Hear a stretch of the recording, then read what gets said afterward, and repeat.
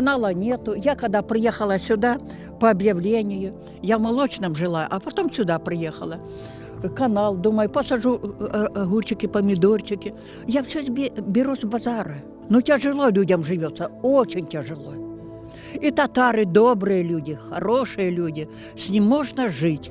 Один пообещал сельского совета дорогу, говорит, проложить тут посреди улицы по той, да. Насыпали, с карьера насыпали вот этой щебенки.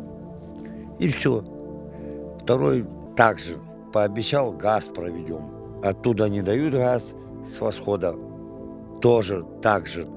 И ничего у нас не делается, ничего. Вот газ нам тоже вот месяц уже не возят. Баллоны. По вторникам, вот видите, баллоны стоят.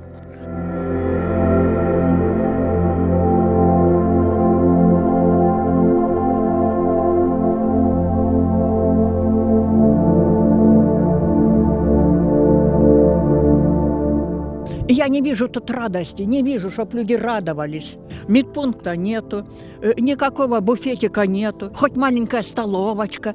У нас условий нету вообще. Ребята, помогите, пожалуйста. Крым, помогите нам.